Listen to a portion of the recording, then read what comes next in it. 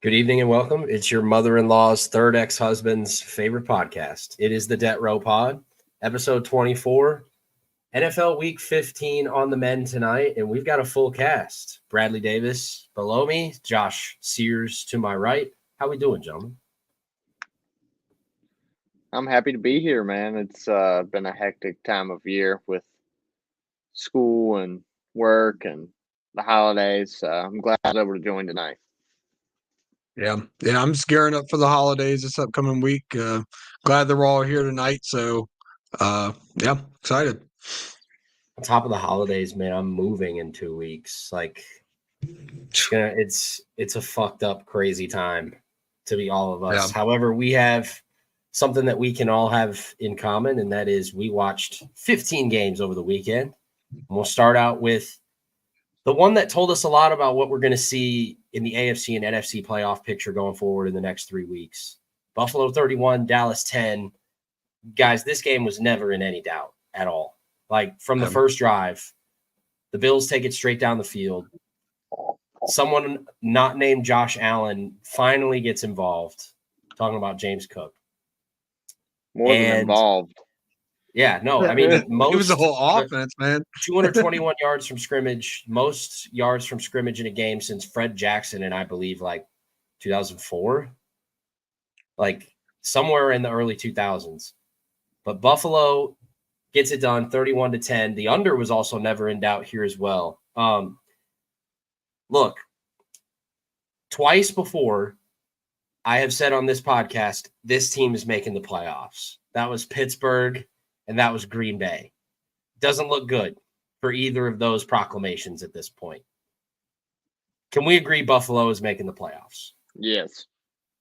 Yeah. Their next two games Their next two games are the Chargers and then someone else pretty bad. I think the Patriots. The Chargers and the Patriots are their next two games. Until they have the game with the Dolphins at the end of the year. So assuming that they hold serve in both of those games, they're going to be 10-6.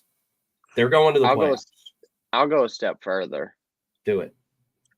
I think they're the second best team in the AFC right now. I think I'm with you on that. And probably the third best team in the league. I think your clear top two are Baltimore and San Francisco. But I don't think Buffalo's that far below either of them. They're starting to figure it out. Joe Brady has found a groove calling plays and found a running game, something that Josh Allen's never had. And it's been very impressive for 3-4 weeks now that he's taken over. They've looked like a completely different football team. And the running game, I think, has also aided the defense and taken a little bit of pressure off them. Because when you're not throwing the ball all the time, it tends to run a little more clock, take some plays out of the game. It's less time you have to defend. And it just keeps that offense off the field and out of a rhythm on the other side. When you're throwing the ball as much as you are and you score big, you score quick, that keeps that other offense in a rhythm. It's kind of like a serve in tennis. You're just going back and forth, back and forth, back and forth. Yeah. Now you're starting to delay things in the game a little bit, and I think they've found their true identity this year. I think this is what they've needed for a long time, and they look as dangerous as anybody. Yeah. I could not believe how James Cook was. I think this was it's crazy because we kind of been talking about how their running game hasn't been that efficient much any this year. I mean, James Cook has had some good games, but for the most part, he hasn't been the running back that I think that, he was kind of coming into the season kind of being praised as. But this game, this is when he fucking showed up. I thought it was crazy too that they gave Josh Allen the game ball besides James Cook. If you would have told me that Josh Allen would have only had 15 passing attempts, I would have said Dallas was winning that game. Because Dallas has been pretty good against the run this year. And if they were able to shut down Josh Allen like that, I would have told you before the game that give me Dallas. Dallas is going to win that easily. But you got to give credit to Buffalo's defense. They've been kind of back and forth all year, but these are 2 weeks in a row where their defense has kind of showed up and played really well. So you got to give props to their defense as well for being able to contain Dak and CD and Pollard as well. Which Pollard also, he hasn't really been playing that well. That's something that Dallas is kind of missing with an effective run game. But I think you hit the head right on the nail there. I don't mean to cut you off, but where the hell is this running game? Like, where is it going? Dude, I don't know. Doesn't exist. It is. I mean, once Zeke left, it was just like all the air got inflated out of it, and it hasn't been the same since Zeke's left. And that's not saying that Zeke is like in New England going off. He's not. Yeah. I think it was the right power move. back threat. Yeah, exactly. I wish they would have gone in the offseason and kind of gotten that guy, but they kind of just leaned towards Jamal Williams. Yeah, exactly. I think Jamal Williams would have thrived in this offense, but I think he was probably a bit too more expensive. He was probably too more expensive for him, but they definitely are. Like you said, they're definitely missing that power, that punch and speed in the backfield. And it really hurt them this game because they didn't have anything on the ground. And and then Dak had to play hero ball, which some quarterbacks can do. I don't really believe in Dak Prescott when it comes to like having to put the whole game on his back. So I think ultimately that was the bigger thing. Yeah. Speaking of Dak, is this the fork in his MVP talk? Yes. Yeah. Yes. Like I mean, personally, I think it's a 3-horse race now. But he does. They do. Nope. Really? Position players don't win the award. Sorry, I've said this time. So Josh Allen took his place. Allen, Lamar, and Purdy. Dog, Purdy can be had at -150 at certain shops. I'm good. Don't give me that. You don't think so? So? Is it plus? No, because I think there's a very good chance the Ravens go win that game next. Or is it next week? Or is it the following week? It is next week. Yeah, it's next week. On Christmas. There's a very good chance that the Ravens can go win that game. Not saying they do, but the winner of that game is winning the MVP. Now, so, if I'm putting my money on anybody right now, I'm taking Lamar at plus money. But what about Josh Allen and they win the next 3 weeks and they beat Miami in Miami to win the AFC East?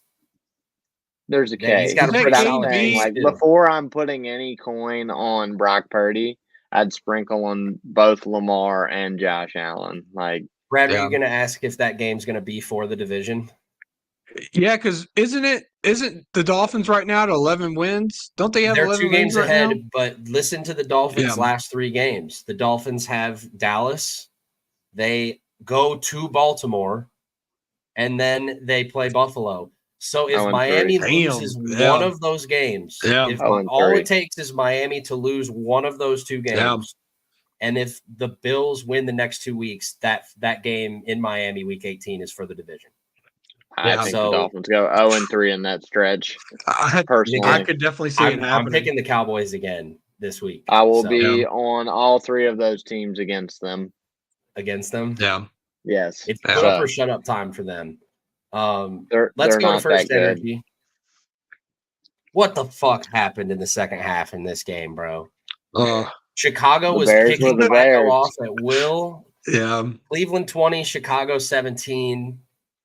I feel very happy for those of you that were able to nab a 3.5. But if you're like Josh and I, we had Chicago +3, and watching it. So I knew the moment we weren't winning our bet. When they decided to go for it on 4th and 1, up double digits near the 50-yard line, and didn't get it, I knew it right there. That we were. I was sick after Tanyan dropped the touchdown. Yeah, but that was early in the game, and that would have been a big difference maker. But I don't know. But I just had a feeling when Fields rolled out and all he had to do was slip out of one guy and tripped and didn't make the first down, and the ball was given back to the Browns. I knew it right then and there. The -3 was he played a damn good game. He really did play a phenomenal game. I thought he made some great throws in some big spots. And I think he played well. I don't know if I'd say he was 19 for 40. So bad.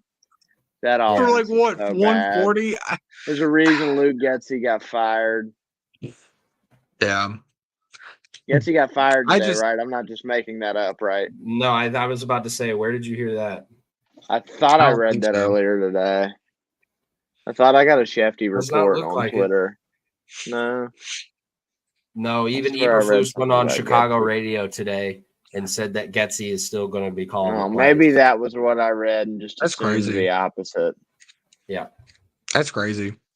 Regardless, that throw to Amari Cooper that that Joe Flacco squeezed in between 3 Bear defenders was one of the top 10 throws I've seen made by anybody this year.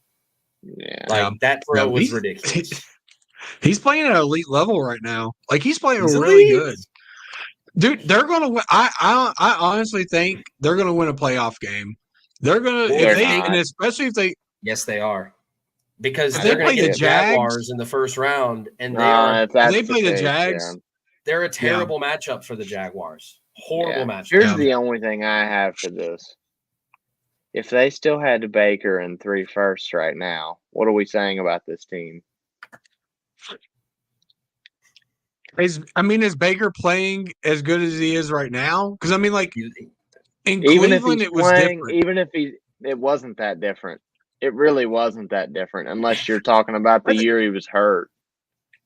Yeah. With a throwing shoulder injury. Yeah. His second year he was at his apex. Yeah. But also, dude, he wasn't great in Carolina, but he wasn't horrendous. And he also had a week to learn the playbook. Yeah. That is fair. He showed up in LA and won a game on 1 day's notice. Yeah. And he's been really fucking good in Tampa. I think the Baker slander has always been ridiculous. And if he also went through 3 OCs in 3 years in Cleveland? Yeah. Yeah, dude. I'm sorry, but the Baker slander has always been outlandish. And I hate that it's in Tampa, but I'm glad he's finding success. Yeah. You and me both, man. He's playing really good. And we'll get to Tampa Bay shortly. But as for the Bears, they fall back into the top 5 in the NFL draft for their own pick. And I don't know, man. We talked about this a little bit last week, Josh, while you weren't here. I think the defining decision that's going to come down to what they're going to do with Fields is going to just boil down to the fact that they get to reset the clock with a cheap salary, and Fields is going to get expensive in the next 2 years. And how much worse off are you if you're the Bears with Caleb Williams or Drake May? I don't know how much worse off they are. Matt Eberflus, I'm starting to think Matt Eberflus is keeping his job too. You think so? I do. I think the defense he's a defensive coach, and that defense has gotten way better after the collapse in the last few in weeks. this game. After the collapse in this game, I don't know. I just have a feeling. I think like I said, I think it really boils down to what's going to happen towards these last few games if they decide to keep the coaching staff and if they decide to keep Fields. And this game did not bode well for their futures right now. Like we kind of talked about a little bit. I thought Fields played, like you said, an okay game. I didn't think he was anything he had some really nice throws, and a lot of throws should have been caught. But for the most part, he didn't really have that great of a game, especially the way he's been playing these past few weeks. So that was one thing. And then, like I said, the other thing was the defense. It was just a complete collapse in the fourth quarter. And, letting them come back and win, it just, I don't know. I can't see them moving forward with this. New GM, newer-ish GM, he doesn't have any connections to these guys. He's going to want to start fresh.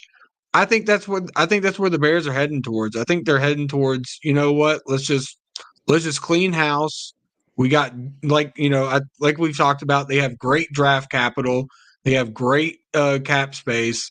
I think they're just going to start fresh because with this new GM, it's not any of his problem with these old players that the old regime drafted and brought in. He's just going to look at it and be like, let me do my own thing. Real quick, rapid fire, because I don't know if you heard me, Josh, before you lost us. I said I think Eberflus is keeping his job. Yes or no? After this meltdown, probably not. Yeah, I just think the defense has looked. He's a defensive coach. The defense has looked so much better in the last right few now. weeks. Yeah, but it's an offensive league, and you're in a position where you have the first pick. You have another top 10 pick. When are you going to be in that scenario again to be the second most attractive GM and head coaching job? The only one more attractive is the Chargers just because of Herbert. But honestly, if I'm looking for a job, this one's more attractive because the Chargers have far bigger issues to figure out. Yes, they have the quarterback, but they are strapped for cash and they're old everywhere. Yep. This is a young team, plenty of money. You can do whatever you want with them. You want to keep Fields? You probably have the leeway to do it. You want to move on from Fields? You have the number 1 pick. So I don't know. I think if you're an owner and you don't move on, I think you're wasting an opportunity. Yeah. Yeah. More than likely. Baltimore 23, Jacksonville 7. I know the score doesn't really reflect it, but Jacksonville's defense, once again, just not any good. The offense also looked stagnant. I'm wondering what the fuck they were doing down by the goal line at the end of the first half where they ran a play with 5 seconds left and didn't get out of bounds. Like, come on, dude. What are we doing here? Baltimore ran rampant on them all night. Keaton Mitchell looked like Barry Sanders, and, prayers up to him now that he's torn his ACL and is out for the season. Yeah. But just, again, Baltimore doing what they do. They suffocate you. They out-physical you. And, Josh, against a defense like Jacksonville's, it was always going to be this way. Now, Jacksonville, who after they beat the Texans were 2 games clear of everybody else in their division, now find themselves tied with the Texans and the Colts with a pretty tough road trip this weekend going to Tampa Bay, who also has everything to play for as well. Yeah, honestly, I think the Colts are going to wind up winning this division. I think they're the best team in that division, top to bottom. The Jags defense is horrendous. And without a healthy Trevor Lawrence, I don't think it's enough to overcome it. And with Houston, whatever's going on with, if Stroud going to play this week? Yeah, the line probably would indicate so. They're 2.5-point favorites against the Browns. He just had a concussion. I like the Browns. I kind of like the Browns too. But I think Indy's a better team. Jacksonville is reeling, honestly, and they haven't had an identity all season. Really, what has their identity been? Their best identity has been when they've force-fed Travis Etienne on offense. But they have zero defense. Yeah. Baltimore showed why they're the class of the conference. The score doesn't indicate it, but this game was never in doubt, and I kind of am kicking myself today for betting the over rather than just taking what I knew was free in the Ravens spread. I told you all day that I thought that was the best bet in this game, and then I backed out of it at the last minute. I got scared because primetime game, home dog, but it happens.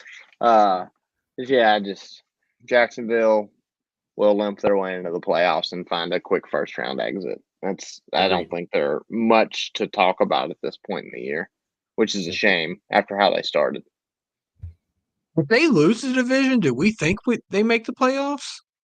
Yes. The way that the AFC, yeah. So they have this division will get 2 teams. Yeah, so they have the Bucks coming up, and then they play the Panthers. Okay, so yeah, they'll get. Then who's the last game they play? The Titans in Tennessee. Which I mean, hey, the Titans. The Titans will no. They're okay. Yeah, no, they're gonna probably win out. Maybe not against Tampa, but they'll probably win out those last two games.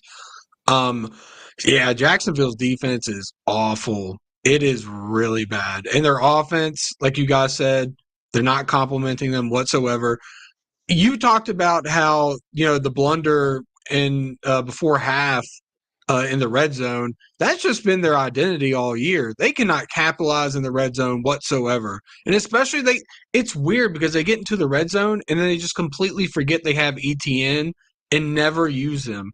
The last drive they had where I mean, I guess it's up for debate if Calvin Ridley did catch it or not. But that whole entire drive, they did not have ETN in there whatsoever.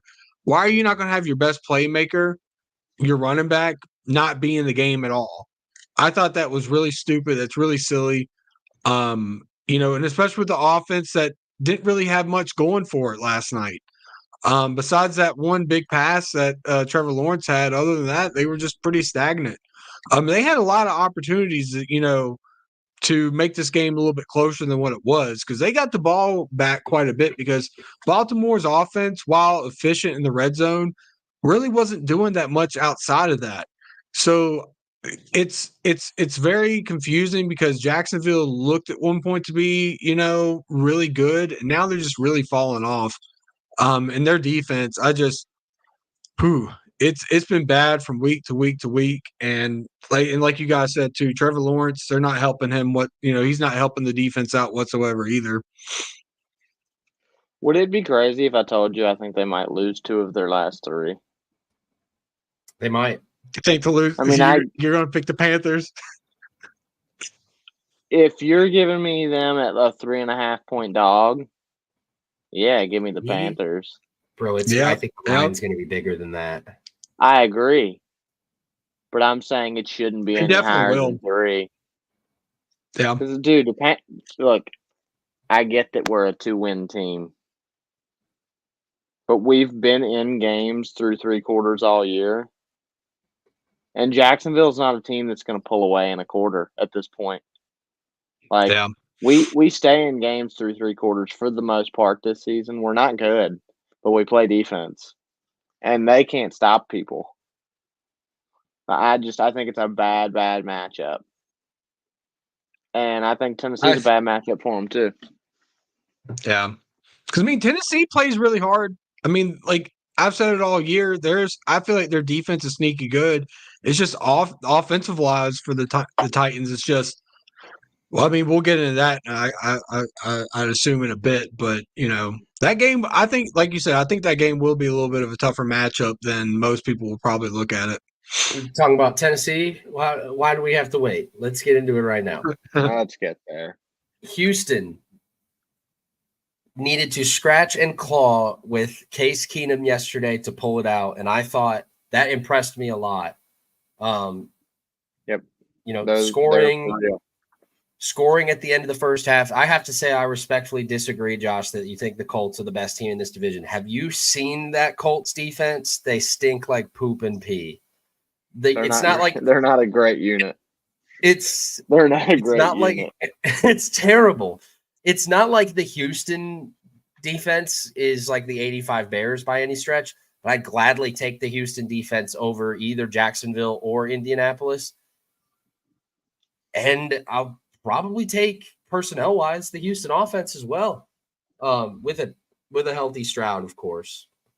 The fact that this game was never going over the number, not even with overtime, is pretty spectacular.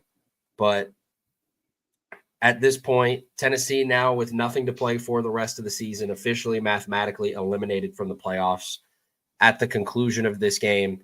And now Houston finds themselves with an absolute major game next week. Come back home and play the Browns with your quarterback more than likely coming back. I do, like you said, I kind of favor the Browns, though, in that matchup. But at the end of the day, both of those teams are going to have everything to play for. But man, if the Texans win that game, you got to like the position that they'll be in, because then they got to play they play the Titans again at home with Stroud, and then they play on what I think is shaping up to be, the Sunday night Week 18 like final game of the season. I have a feeling that game's going to be Texans at Colts. Might be for the division. Like, maybe. All honestly, I mean, if the Jags slip up these next few weeks and lose 2 games, yeah, I mean that game's for the division. Yeah, I mean, like, I did see the pretty brutal injury to Will Levis, so hopefully he's all right. But yeah, Tennessee, man, what Derrick Henry had. Get this, he had, I think it was 20. Or no, yeah, I think it was 20 touches and had 20 yards overall. Oh, yeah. I think that's exact. I think that was the stat line for the evening, bro. They should have moved off him in the offseason. Bad. I don't know if he's necessarily the problem. I mean, he's getting older, but he is getting older. I watched the guard and I believe the center. It might have been guard and the tackle. I can't remember. Double down on a D lineman, and he just straight up split them like it was nothing and tackled Henry 3 yards behind the line. Dude, you can't run behind that. It's like trying to play quarterback behind the Panthers' offensive line. You can't do it. It is true. It is true. But either way, like, Tennessee, they weren't finding anything on the ground whatsoever without, with Henry, with Spears. Hell, Will Levis had to get himself a rushing touchdown because no one else could do it. Will Levis the beast.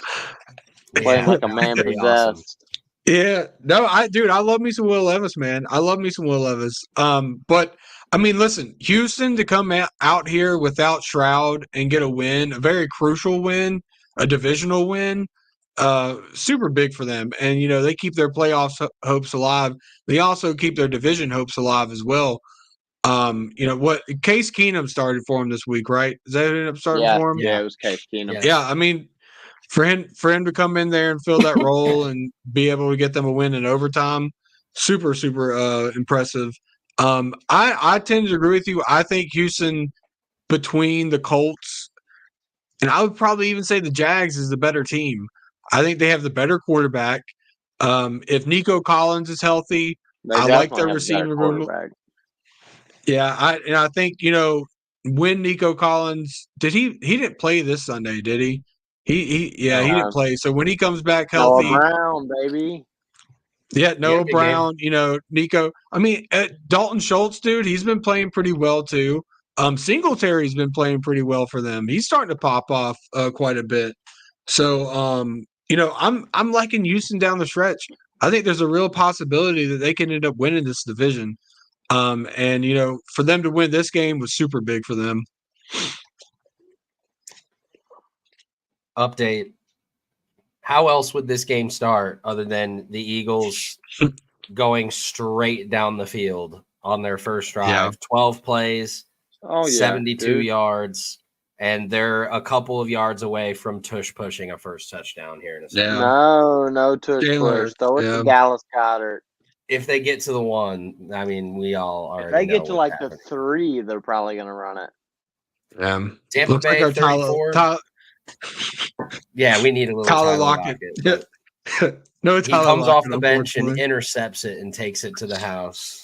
That would be unbelievable. Could you imagine? No, I would shit my pants. Don't even know. I would literally shit my pants. I don't know how that would look either. Tampa Bay 34, Green Bay 20. So it's official at this point. If you have come to this podcast for any accurate rendering of the Green Bay Packers, I'm afraid you've come to the wrong fucking podcast. Because it's been so up I and declared down, man. I declared them dead before they played the Chargers, and they won. And then they won 3 in a row. Yeah. And then what did I say after they had won 3 in a row? This team is I think I said this team is clearly touchdown Jalen Hurts, of course. No. I said this team is clearly going to the playoffs. And then what do? They lose to the Giants. Think it up. And, dude, that guy in the brown helmet and the white and red jersey that wears number 14 might be a good idea to cover him. Chris Godwin was open every single fucking snap of this game. Every single snap, he was wide, butt, booty ass naked open. Every single play. It was ridiculous. It was ridiculous. The same person. It was. And they did nothing about it all day. They did absolutely zero about it all day. It was infuriating to watch. And look, I'm not going to jump off the ledge, but because, I mean, it's a roller coaster ride trying to support Jordan Love, man. But dude, first quarter has Jaden Reed open in the flat on 4th down for a touchdown, misses him. Second quarter has Tucker Kraft running a mesh route towards the sideline, could not be more wide open, misses him. I mean, and we saw this a lot on Monday night against the Giants too. As good as he looks at times, some of the easiest throws you can make, he just doesn't make. And I think that's very, very problematic going forward. You know who else used to do that? Tom Brady. Josh Allen. Yeah. Josh Allen used to miss those easy throws all the time. But then he'd make the impossible He'd play. make the most impossible play you've ever seen. And guess what? With time, the easy throws became easy. And I think that's going to be the case for Love. Like, when you can do some of the things he can do, you live with some of the misses. And you work through it until he does figure it out because of everything he can do. I think those things are more important than the stuff he's not doing very well right now. Green Bay is the youngest team in the league, and that's why we're seeing them be so up and down. This team has a very, very bright future, and it may not be this year. This may not even be a playoff year for them like we thought it would be. But the things that he's shown this year and the things that some of these young players have shown this year tell me that they're going to be a force in that division sooner rather than later. Like, I mean, Minnesota's got a quarterback problem. The Bears are going to blow it up and start over again. And we've seen the Detroit Lions be just as shaky of a team as Green Bay. Granted, they've got some more wins and they're going to win the division. But they have not been the model of consistency all year either. Like, I don't think this is a division that feels like it's locked up for the next 3 to 5 years by any means. So I think Green Bay would be smart to continue on the track that they're on because they've got something. I don't know what exactly, but they've got something that's worth investing more time and more resources into. Yeah.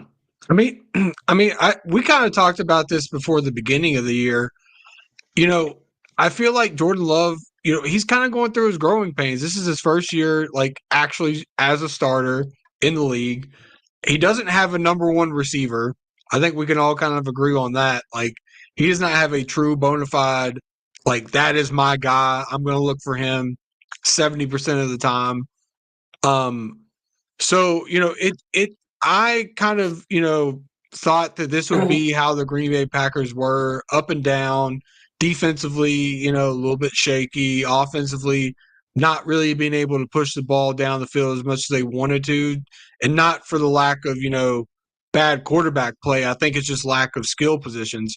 Now, yes, like you guys said too, Jordan Love missed a lot of wide open passes, and that's, you know, that's something that he's going to learn and, you know, progress his game on. But, you know, for the most part, I'm not worried about Jordan Love as a quarterback for the future. I am a little bit worried about their defense, though, because their defense, they used to be like, you know, a top 10 to 15 defense, and now they just have not been playing like that. You know, to allow Tampa to do basically whatever they wanted to in the passing game was just kind of crazy. Literally, whatever they want. Like Godwin, obviously his best game of the year, bro. Like wide open, dude.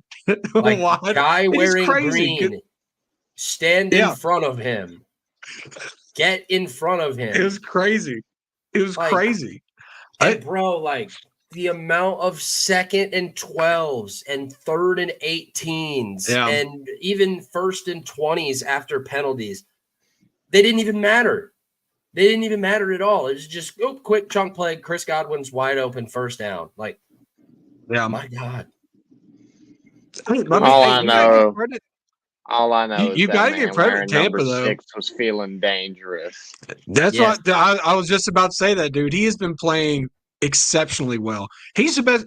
I don't care what anyone says. He's the best quarterback in the NFC South right now. And I don't even think it's close. He is playing out of his mind right now. And to think that a few weeks ago Tampa was kind of dead in the water, sitting at 4-6 or something like that, and everyone was like, "Yeah, they're probably done. They're probably not going to win this division." They're looking like they're going to win the division.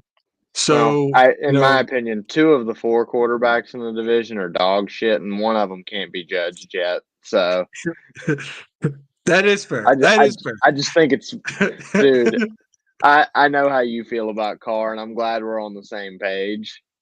Let's get into that. Yeah, Ritter's the worst quarterback I've ever seen. Yeah. Oh God, he's brutal, and we'll get to them shortly. He's awful. We'll get to them in a couple of games. New Orleans 24, the Fighting Tommy Cutlets 6. There was a lot of this going on. It was 7 of them. There were 7 of them. That's what it was. It was the guys wearing black that were doing it, which is problematic for the Giants. No offense, Brad, but fuck the Saints for shitting on a guy who's done something good. Hey, listen, I think it's a little bit ridiculous. But I've hated the Saints for years, dude. No offense to you at all. I've hated them since they murdered Brett Favre with a bounty on his head. Oh yeah. Oh man, yeah, seeing those pictures 2 years after, man, but yeah, hey, listen, as much as I've been shitting on Derek Carr, I gotta give him his props. He played pretty well, especially without not having Chris Olave, not really, Michael Thomas has been out. I thought in terms of not having the guy on your offense, he spread the ball around pretty well. I thought by far this is his best game in a Saints uniform. I thought defensively they came out and shut down the Giants. They weren't allowing the Giants to do anything, and especially in the run game too. The Saints defense in terms of the run defense has not been good this year. So for them to come out here and shut down Saquon super early really kind of set the tone for the game. And then, in our front five, I'm going to be very critical. We've not really had a great pass rusher this year. So for us to get 7 sacks, that's something you can really build off of. I don't know how impressive it is when it comes from the Giants, who their offensive line hasn't really been that great. But they've been playing bad. They've been playing a lot of bad offensive lines this year, and they haven't had a performance like this as a defensive unit. So, it's small things that you could build off of, but at the same time, I don't trust Dennis Allen or Derek Carr. So, I'm not going to go over the moon about it. I'll give them their props. I feel like this is the best game the Saints have played all year, but at the same time, it is against the Giants. So it's 50-50. It's hey, I can give you props that you played a really good game, but yet again, it was against the Giants with a quarterback that, has kind of had his insanity. So, props to him, but I'm not being sold on him right now. Especially when we have to go to LA this week to play the Rams. I don't know about that game, but I'm sure we'll get into that Thursday. But yeah, that's all I gotta say about that. The Saints game. That's a big game on Thursday between the Saints and the Rams, and we will be present to view in the comfort of our own abodes. This game went back and forth. Minnesota led by 2 touchdowns. Cincinnati ends up winning 27-24 in overtime, over 41.5.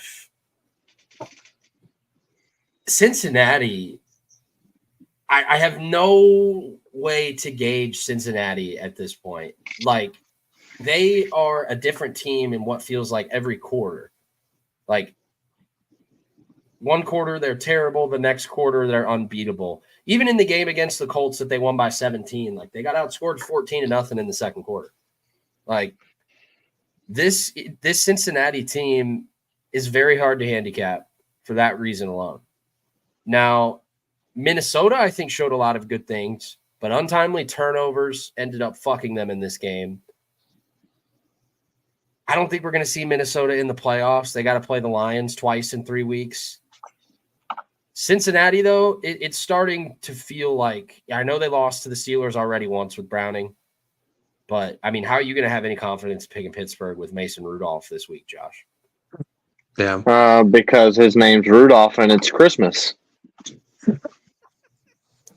Okay. That's the only logical response I could give you for having any confidence. You can believe in some Christmas miracles. It can happen. Yeah, dude. But no. So I want to rehash on a point you said. You can't think of a way to like describe this Bengals team. The best way I can think to describe them is by comparing them to a former Vikings team, and that's the Case Keenum-led Vikings team. Yeah. Feels eerily similar. Yeah.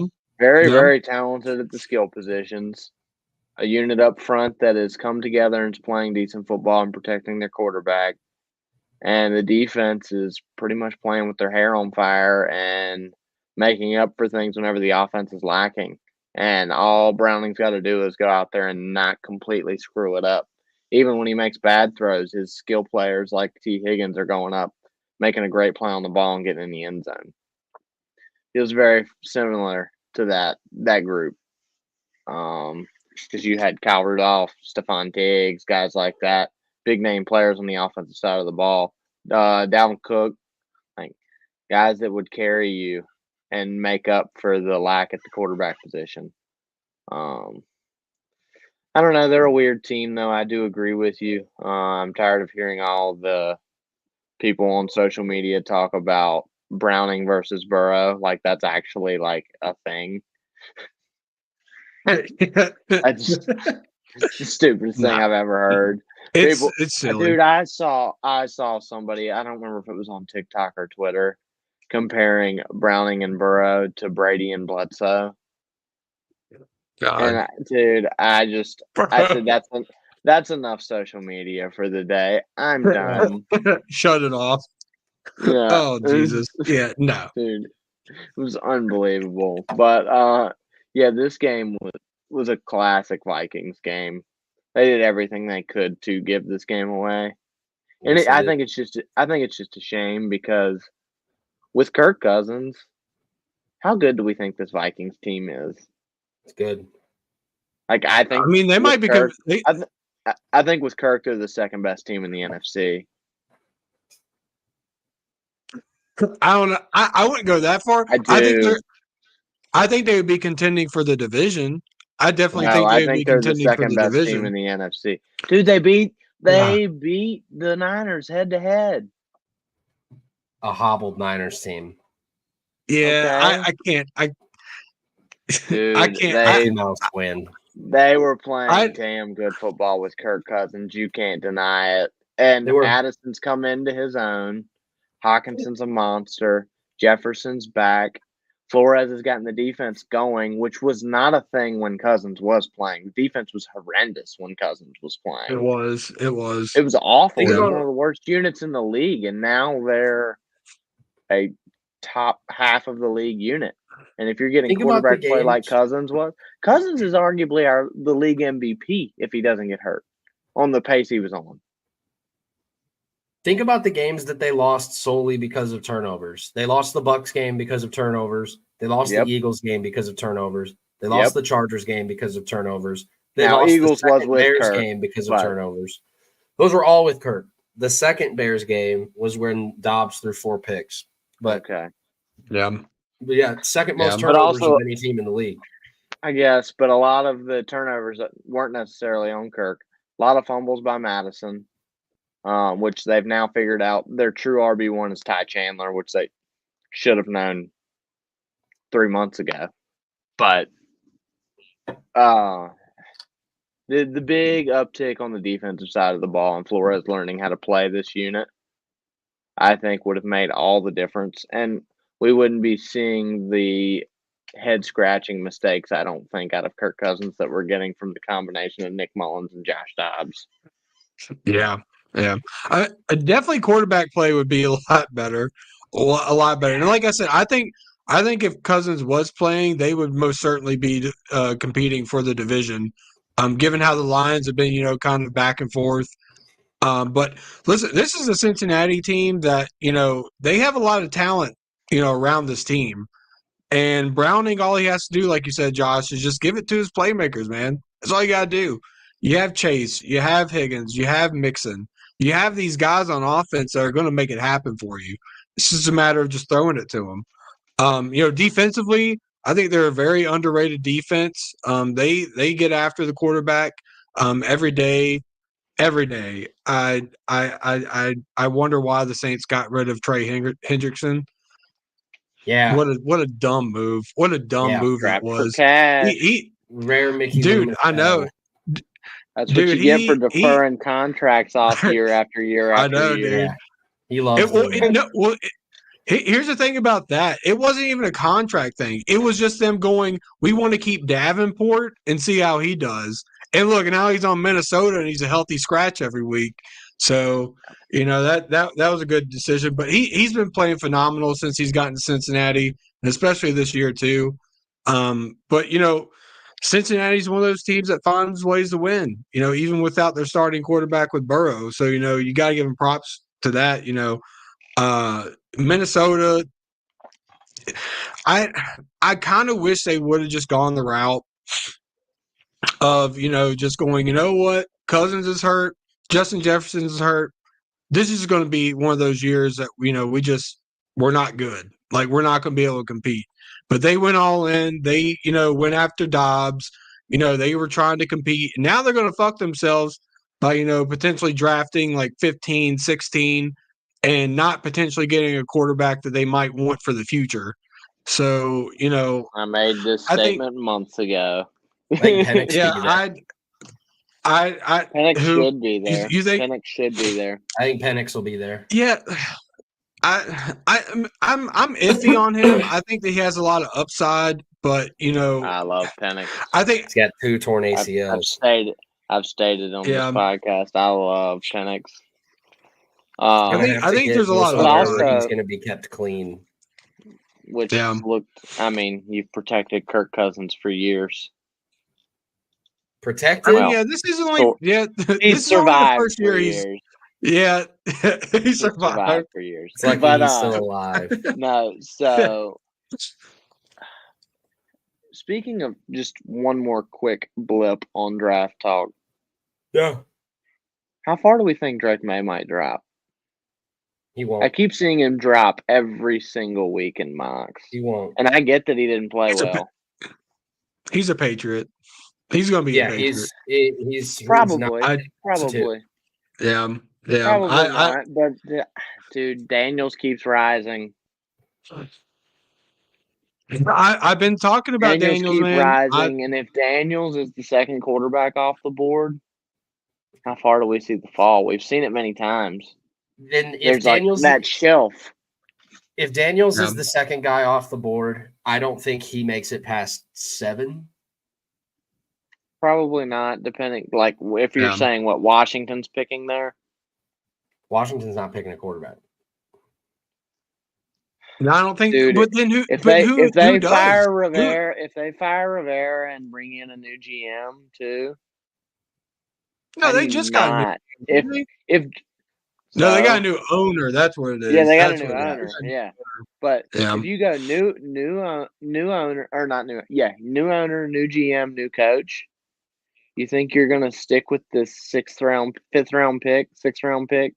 Nah, didn't play well. I agree, and I'm not saying it's necessarily the right decision, but if Drake May is there, you take him. I think you have to. Yeah, But I'm also very Washington high on right now, as it stands today, is picking 4th. Yeah. So, and I mean, they might. Who'd you have? Who's at 7 that you were talking about? He wouldn't get past the Giants. The Giants, yeah. Yeah, I mean, hell, if Washington's sitting there at 4, that could be a potential for them to potentially get Jaden Daniels if they want to. I've seen a lot of Jaden Daniels to the Commanders talk. It's got to be Joe Alt. I could see it. Should be, but you never know what the new regime wants. New regime, new quarterback. We know how that goes. Guys, sound the alarm. The 1-12 Panthers are the 1-12 Panthers, and no more. In a Notre Dame versus Michigan State in the Brady Quinn era level monsoon that we saw yesterday. You mean a Braves-Phillies baseball game? Pretty much, yeah, or a game at Coors Field. That too. I heard we there was less Carolina than 200 Panthers. People there. Yeah. Oh my God. Less than tickets were 45 cents. Yes. Yeah, and you combine all the factors like with the team, also with the weather, dude. Like the weather was fucking atrocious. Awful. Yeah. Carolina 9, Atlanta 7. Carolina wins without needing to score a touchdown, and Desmond Ridder once again puts this team in the dirt, driving down the field with 5 minutes left in the red zone, scrambles out to his left, and throws to a wide open Carolina Panther. And fuck me for thinking about entertaining teasing any over of any kind in this game, because the under was never in doubt from kickoff. Yeah. Carolina at this point is just looking to play spoiler, but holy fuck, Atlanta had a good opportunity to play spoiler with the next 3 weeks. Yeah. Atlanta needed this one bad in the worst way, and it's hard for me to think anything otherwise than this loss completely takes them out of the playoff conversation. So, yeah, they're out of the playoff conversation, but are they though? Yeah, dude, they're done. They lost to a 1-win team. Yeah. The NFC South is just so open. Like, no, I'm not going to count them out. Arthur Smith is inept. He is. I will agree. He benched Bijan for a fumble and then made him lead block for Cordero Patterson. Yeah, bro. They can't do that, dude. You can't do that as a heck, bro. But I get that they're technically still in a playoff race. But Arthur Smith should have been fired at the podium on Sunday for still letting Desmond Ridder play, for one. Like, if you play Heineke, I get that he didn't look great when he did play. But this is a playoff team, and they're probably winning the division with him.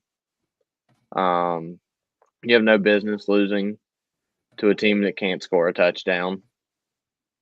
And you have no business not getting the ball to your best players at every turn you have when you have 3 just absolute studs at the skill position. Like, Drake London didn't have a catch until, I believe, the third quarter in this game, if I'm remembering correctly.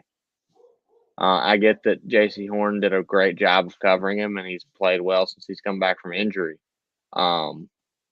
But if you're not force-feeding him, Pitts, and Bijan, what are you doing? Like, we have to start questioning what you know about calling offense. And we've been questioning it for weeks, at least on this podcast. And I think most media outlets and anyone that watches the game of football has questioned it. But apparently the Atlanta Falcons keep going back to him year after year, and I don't understand why. It makes no sense. They're wasting a really talented football team on the offensive side, at least that is.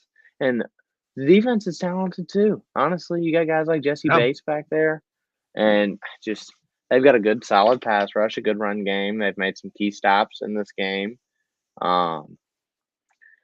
just you have no business losing to a one-win football team.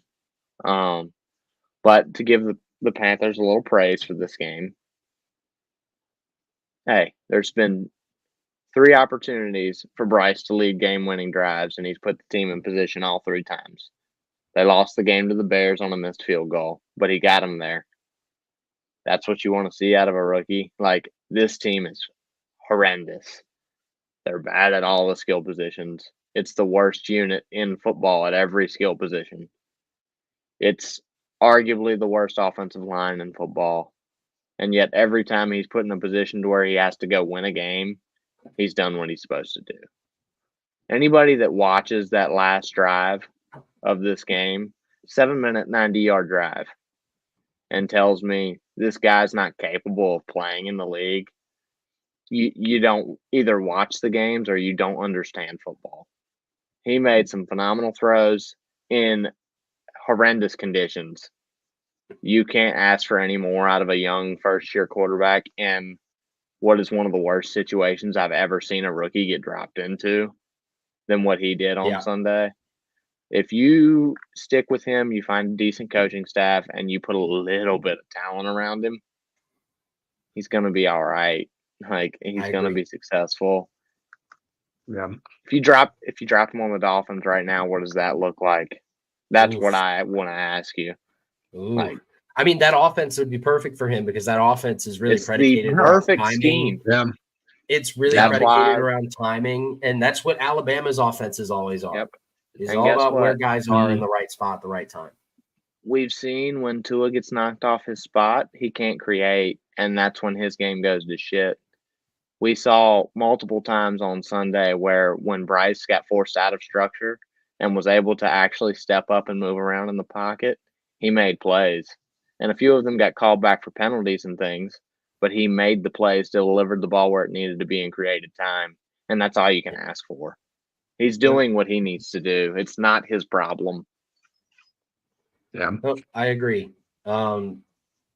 These next few games, I don't have overarching comments on, just hitting them. Detroit 42, Denver 17. Bad. Detroit was never revenge game for Dan Campbell. He got back at his old mentor. What? Against Sean Payton. Against Sean Payton. Yeah, it's a revenge game. The master versus the student. The little brother game. The little brother game. The little brother game. He looked like the big brother on Saturday. 42-17. Yep. Denver turned the ball over a ton. And at this point, you know, the NFC North, what was left of any interestingness, I know that's not a word, in the NFC North is now gone. What was left of any conversation in the AFC West is now gone. Denver really has an uphill battle at this point to make the playoffs at 7-7. However, they do still have games against the Chargers and the Raiders left. I think they have a winnable game this week too. They play the Patriots. Give me a break. No, that's a winnable winning that game. Yeah. They should win that game. Yeah. They should. We'll see. We'll see. Quickly, San Francisco 45, Arizona 29. It's this is the best team in the NFL. And I think on Monday we are going to find out one thing. We're going to find out not if Baltimore is as good as San Francisco, because even if Baltimore wins that game, I still don't think they are when they play at their best. But I think we're going to find out if there's a team in San Francisco's class. Yeah. Like, is Baltimore in our class? Assessment. Here's what I think the storyline of this game is going to be. Yes, we all know San Francisco is the best team. I think we're going to find out Lamar Jackson's the best player on the planet, and he's capable of beating any team at any time when he's asked to do so. That's what I think the storyline's going to be following that game, because I think the Ravens are going to win that game, and I think it's going to be because Lamar does everything and puts on that Superman cape and shows the whole world what he's truly capable of. Because I think he's been coasting all year because he hasn't had to do it. He's got to do it this week. If he goes off against that defense, if he has like a stellar performance against that defense, yeah, I think he jumps in the MVP race. Like if Purdy doesn't have a good game, yeah, I think if Purdy doesn't match it and Lamar just goes completely off, then yeah, I definitely think he jumps up in the MVP race. But I mean, hell, that might also be a Super Bowl preview. I picked it at the beginning of the year. 49. Yeah, I definitely think it could be a Super Bowl preview for us. So San Francisco's I think it's going to be a great. There's no one in the NFC that can stop them. The NFC's not good.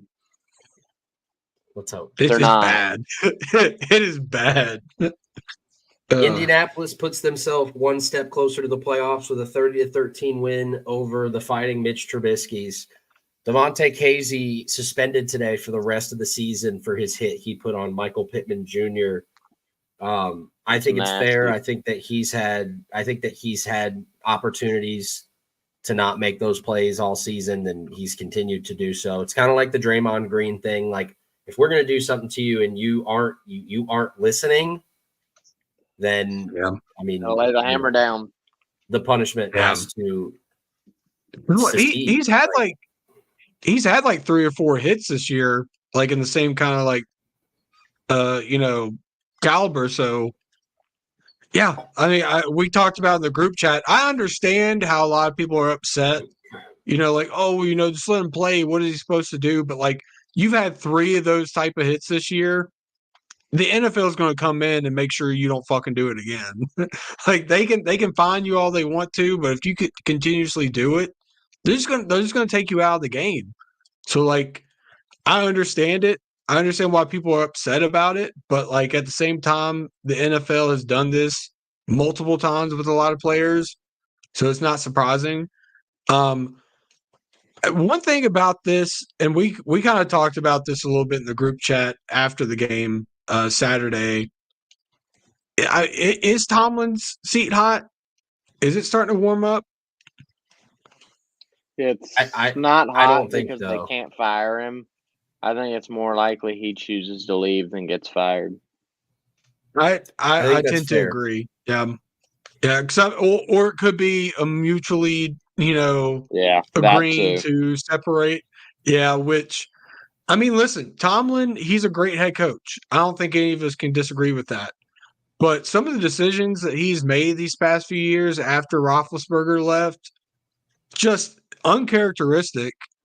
And just overall bad. Like keeping Canada, after 2-3 years of him being just complete dog shit. I think the verdict's still out for Kenny Pickett if he can be a good quarterback or if he's not going to be a good quarterback. I want to see him with a good OC before I make that decision if I do think he's good or bad. But taking Pickett in the first round when there was other talent in that draft. And you probably could have got Pickett in the second round if you wanted to. But I don't know. I don't think he's going to get fired. But, I do think that his seat's starting to heat up a little bit. So, I don't know. Good fucking God. NFL referees make me sick.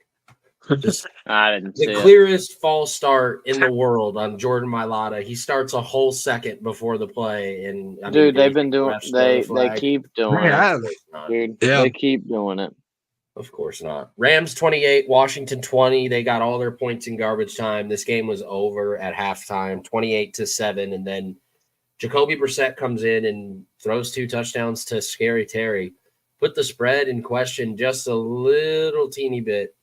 And the under as well.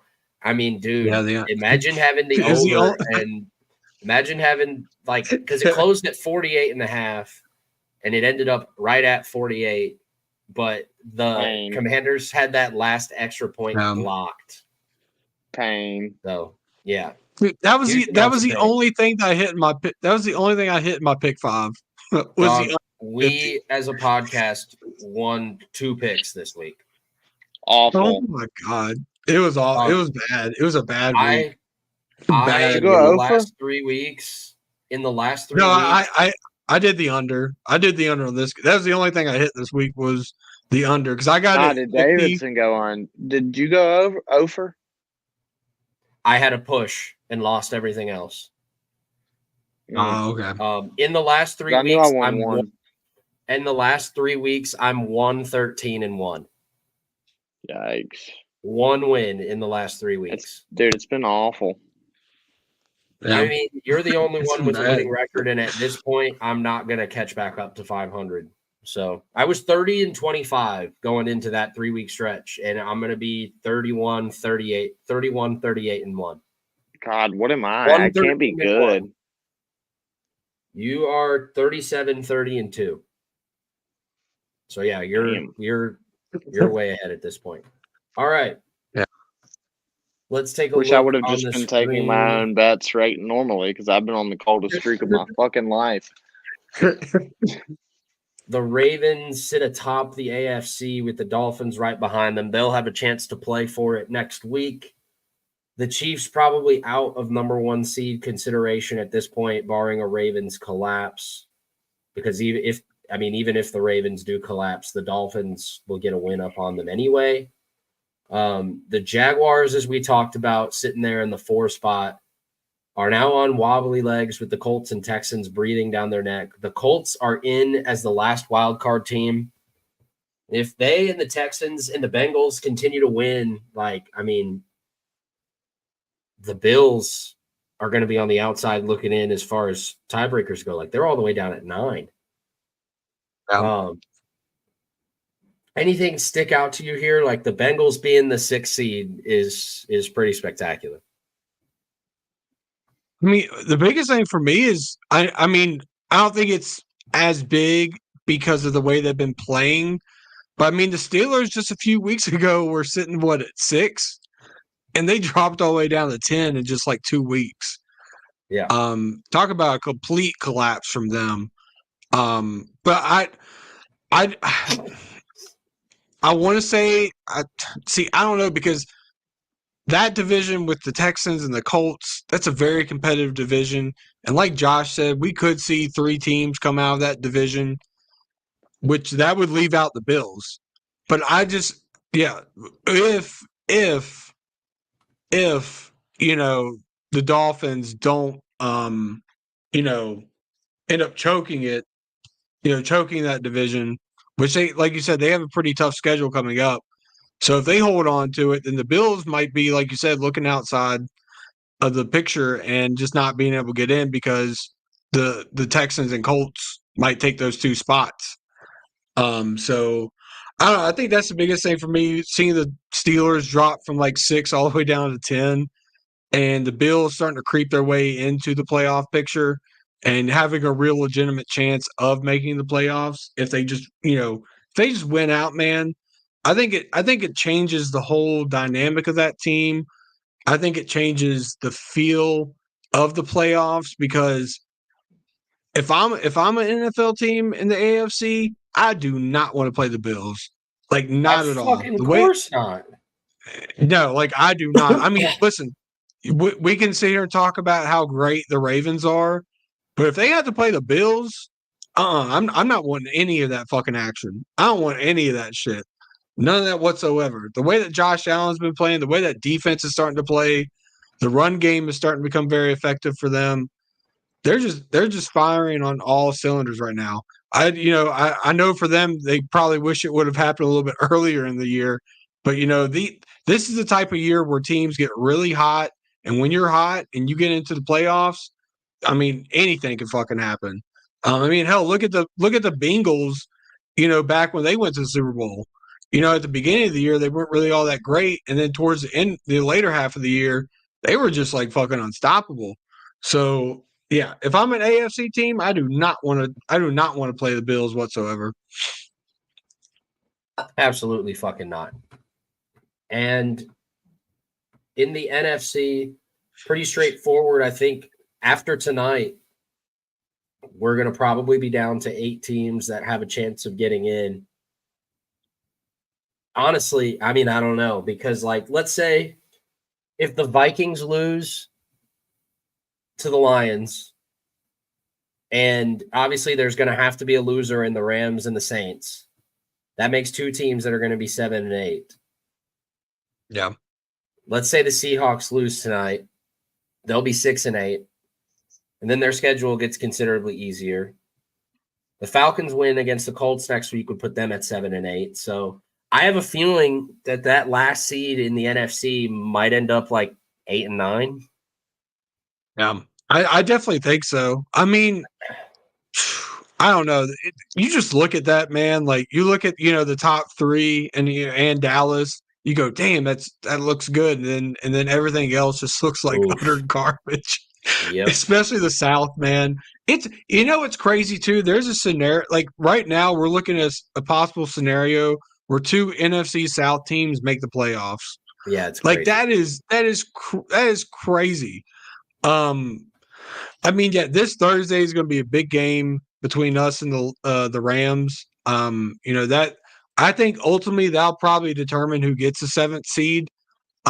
If the Saints don't go on to win the division, which is crazy to think that they could lose the division but still make the playoffs as like a 9-8 or 8 or 9 team. Minnesota, I expect them to drop. I don't see them. I just don't see it. I think they're starting to rack up a lot of injuries. Their quarterback play is not anywhere near good. So I definitely expect them to drop. Which I mean that opens up another spot too. So it's crazy because while you look at the AFC, you're like it's very competitive because there's great like really good teams. Like everyone's playing at their highest level right now. And then you look at the NFC and it's just who doesn't suck the least? Who doesn't suck the least to get in? It's kind of depressing a little bit. And it's depressing to see that the Cowboys are sitting there at 10-4, and if everything holds the way that it will right here, they're not going to have a playoff game. Like that's crazy to think of. And that's something that the NFL should really start looking into. Cool, you won your division. I don't give a fuck. You're not getting a play. Like look at Tampa. Sitting there at 7-7. I mean, if this were the bracket, right now for next week, Tampa would have a home game. Get the fuck out of my face. Get the fuck out of my face. The NFL really needs to start looking into that, changing that because it's getting ridiculous. There's no way a 10-4 team should be traveling on the road to a fucking 7-7 team. That should not be the case whatsoever. But I mean, yeah, I mean, it's the tale of 2 ends with the AFC and the NFC. One is you look at it, you go, wow, it's very competitive. Like who's going to make that? Those final 2 spots. And then the NFC is just like whoever's getting those 2 spots are probably going to get fucking waxed in the first round, so it doesn't even matter. Yep. So, just ugly, just ugly. 49ers are winning that. Yeah, 49ers winning that conference easily, I feel like. Instant advancements for the Lions and whoever ends up winning the NFC East. Finally, draft order. Bears, Patriots, Cardinals, Commanders, Bears again. Round out the top 5. 6 through 10 is Jets, Giants, Chargers, Titans, Falcons. The latest Tankathon mock, Caleb Williams, Drake May, Marvin Harrison Jr., 1, 2, 3. Olu Fashanu going 4th to Washington. Malik Neighbors getting paired with Caleb Williams at 5. Joe Alt going to the Jets. They desperately need him. Jaden Daniels going 7 to the Giants. Will be interesting. Holy shit. Brock Bowers as a Charger would be scary.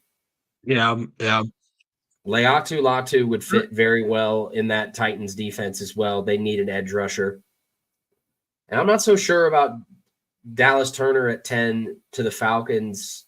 I mean, yeah, I think he could be a great player, but do they really need an edge rusher?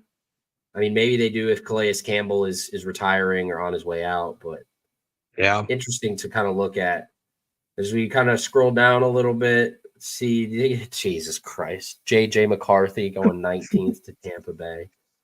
and Bo Nix going 20th No way. in Minnesota. No way. And Penix falling out of the first round entirely, going 43rd to the Raiders in round 2. That's not happening. I'll tell you this about Penix, though. There are going to be GMs that take him off the board entirely because he's torn both of his ACLs. He's got 2 bad knees. He doesn't have 1 bad knee. He's got 2. Yeah, it's like the same thing with Hendon Hooker. I didn't think Hendon Hooker was, a top 10 or even a first round prospect. But I mean, he had a lot of talent, but it was definitely the injuries that, had him falling in the draft. Atlanta taking an edge, I just don't see that. They're at a position where they can move up in the draft and take a quarterback if they want to. Honestly, they could jump up where Chicago's at 5. Maybe trade away some future assets or something like that. Get up there at 5 and get Jaden Daniels. That would be. I would really like that. I mean, as a Saints fan, I wouldn't like that because then they would get a pretty. I feel like it's going to be a really good quarterback. But for that offense, I feel like he would plug in perfectly with that offense. Bowers to the Chargers, that would be really nice. I mean, Herbert really even hasn't really had a number 1 tight end, so that would be really nice for them. It's really going to come down to what Chicago ends up doing. I mean, all these teams are going to be holding their breath, waiting to see what they do in terms of Fields. Are they going to give Fields the contract? Are they going to keep Fields and give him a contract? Are they going to trade him away? I think ultimately that's the biggest thing. Because I think if they go quarterback, then I don't think anything changes. I think the draft goes exactly the way it goes. But if they don't go quarterback, and, they take someone like Marvin Harrison Jr., I think that changes the whole aspect of the draft. And I think it sends shockwaves throughout the first round, how teams kind of evaluate what they want to do. I don't see the Giants taking a quarterback. I just don't see that happening.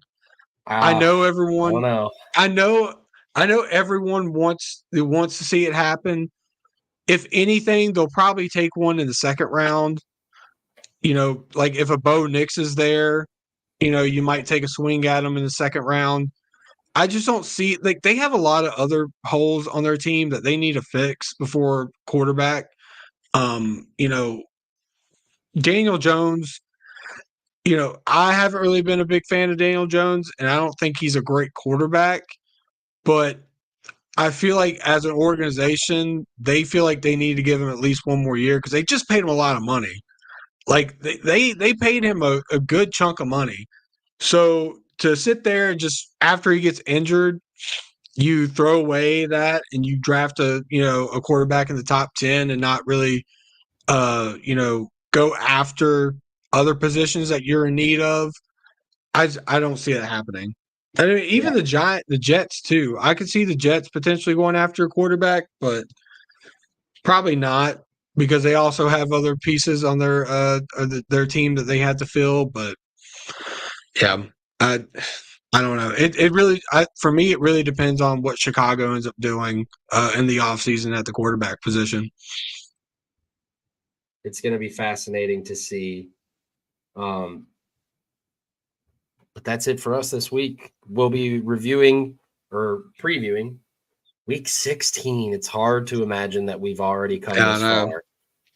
Week 16 in the NFL next week on the Det Row Podcast. Until then, we'll see you.